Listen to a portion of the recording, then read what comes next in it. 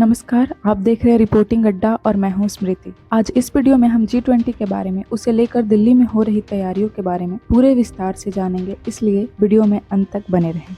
सबसे पहले हम जानेंगे कि G20 क्या है और इसके सदस्य कौन कौन देश हैं। G20 यानी ग्रुप ऑफ 20 विश्व की 20 बड़ी और महत्वपूर्ण अर्थव्यवस्थाओं के वित्त मंत्री और रिजर्व बैंक के गवर्नरों की एक अंतर्राष्ट्रीय संगठन है। इसका उद्देश्य आर्थिक सहयोग, निवेश, वित्तीय स्थिरता और विकास के प्रश्नों पर विचार विमर्श करना है। G20 का पहला सम्मेलन सन 1999 में हुआ था, जब बड़े आर्थिक क्रियाकलापों से विशेषज्ञों ने एक साथ बैठकर आर्थिक मुद्दों पर चर्चा की। इसके बाद 2008 में विश्व वित्तीय संकट के समय ग्रुप को बढ़ावा मिला और इसे एक आधिकारिक अंतर्राष्ट्रीय संगठन बनाने का निर्णय लिया गया। G20 में दुनिया की बड़ी और आर्थिक रूप से महत्वपूर्ण देशों के सदस्य होते हैं, जिनमें भारत, चीन, अमेरिका, जर्मनी, जापान, रूस, ब्राजील, फ्रांस आदि शामिल हैं। इन देशों के वित्त मंत्रियों और रिजर्व बैंक के गवर्नरों का मासिक बैठकों का आयोजन होता है, जहां वे आर्थिक मुद्दों पर चर्चा करते हैं। G20 का मुख्य सम्मेलन वार्षिक रूप से होता है और यह विभिन्न अर्थव्यवस्थाओं के प्रतिष्ठित नेताओं को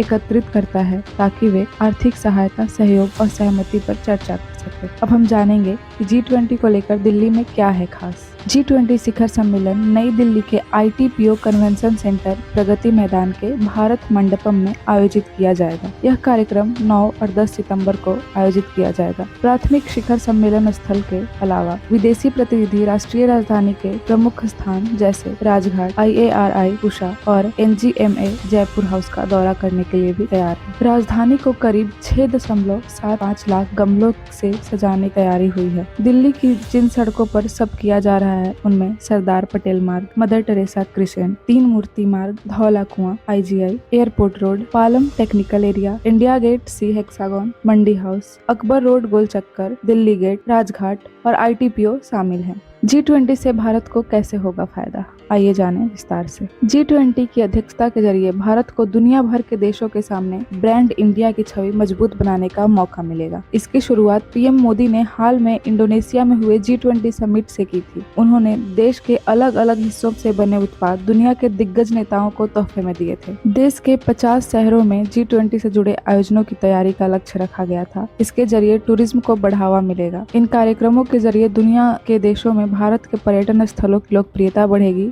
इस कार्यक्रम के जरिए मेक इन इंडिया प्रोजेक्ट को बढ़ावा मिल सकता है। दुनिया भर के देशों के बीच भारत में बने उत्पादों की पहुंच बढ़ेगी। इसका सीधा असर देश की अर्थव्यवस्था पर पड़ेगा। समिट के जरिए G20 देशों में भारत की छवि और बेहतर होगी। आतंकवाद के मुद्दों पर दुनिया के देश एकजुट होते हैं तो भारत, चीन और पाकिस्तान जैसे देशों को कड़ा संदेश देगा। भारत के पास मौका है कि मेजबानी करके खुद को दुनिया के सामने जोरदार तरीके से पेश कर सके। अब तक किन किन जगहों पर G20 की बैठक हो चुकी है, आइए जानें। प्रधानमंत्री की अध्यक्षता में जनवरी 2023 को आयोजित वॉइस ऑफ ग्लोबल साउथ शिखर सम्मेलन में 125 देशों ने भाग लिया, जिसमें 18 देश, सरकार के प्रमुख और अन्य मंत्री स्तर पर प्रतिनिधि शामिल थे। भारत की G20 अध्यक्षता के दौरान व्यक्तिगत रूप से अब तक की सबसे बड़ी भागीदारी में से एक है। अब तक 110 से अधिक राष्ट्रीयताओं वाले 12,300 से अधिक प्रतिनिधियों ने G20 से संबंधित बैठकों में भाग लिया है। इसमें G20 सदस्य 9 आमंत्रित देशों और 14 अंतर्राष्ट्रीय संगठनों की भागीदारी शामिल है। आज तक 28 राज्यों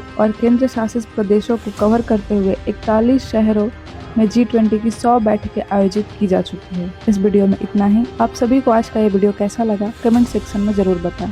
धन्यवाद।